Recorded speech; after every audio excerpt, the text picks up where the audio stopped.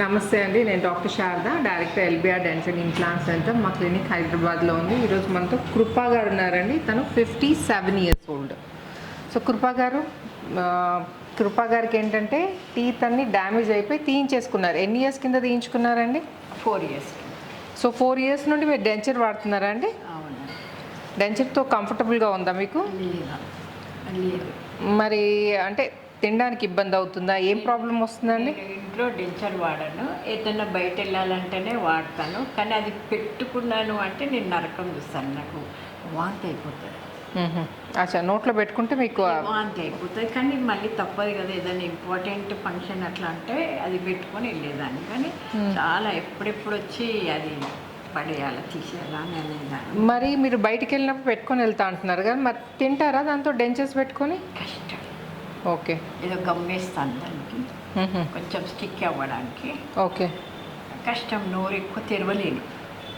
Dentures పెట్టుకుంటే నోరు పెద్దగా తెరవలేరు, నమ్మడానికి కూడా ఇబ్బంది అవుతుందని. ఒక సైడ్ తింటే ఇంకో సైడ్ కదులుతుంటుంది.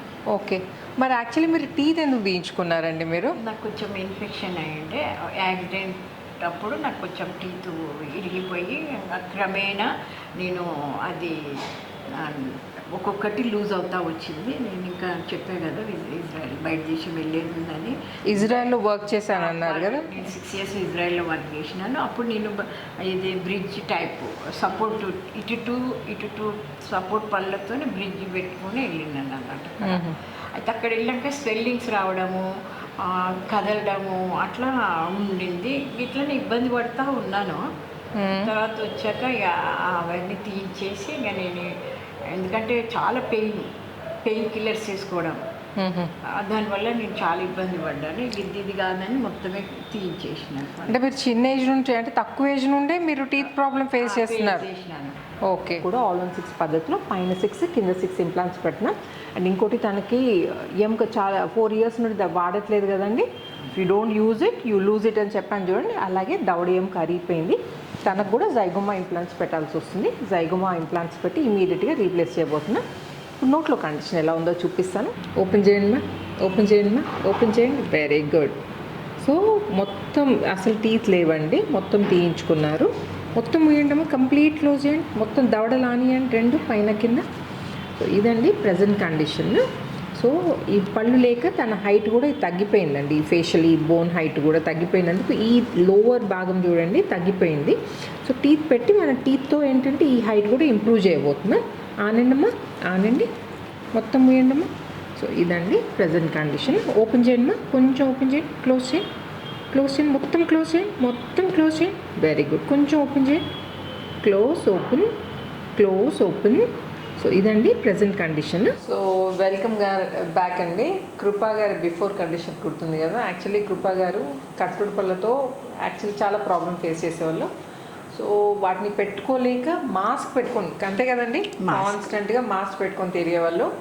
సో యాక్చువల్లీ తనకి 1 week బ్యాక్ ఇంప్లాంట్స్ అంటే కోర్స్లో చేయించుకున్నారు కృపా గారు. ఈరోజు టీత్ ఫిక్స్ అయింది. యాక్చువల్లీ నిన్న ఈవినింగ్ టీత్ ఫిక్స్ అయిందండి.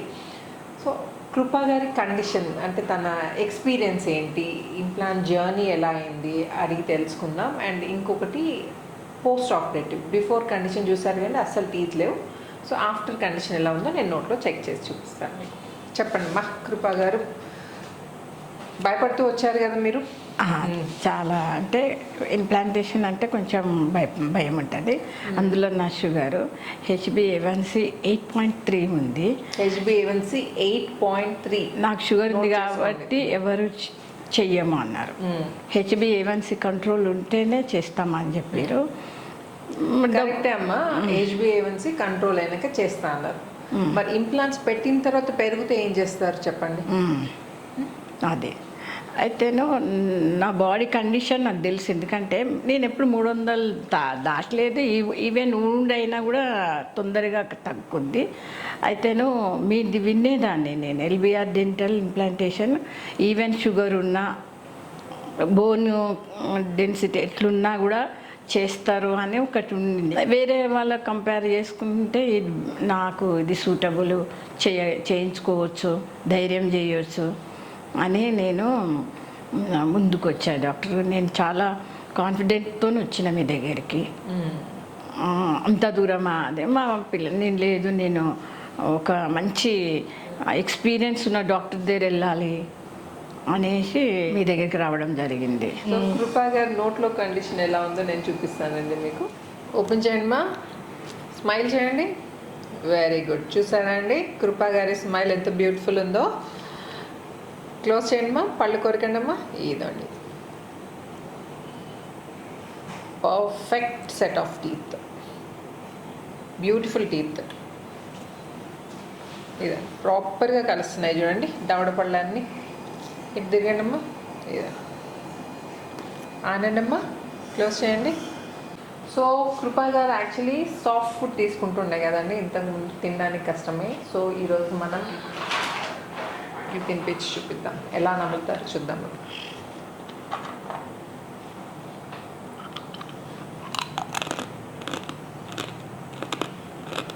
ఎలా ఉన్నాయమ్మా?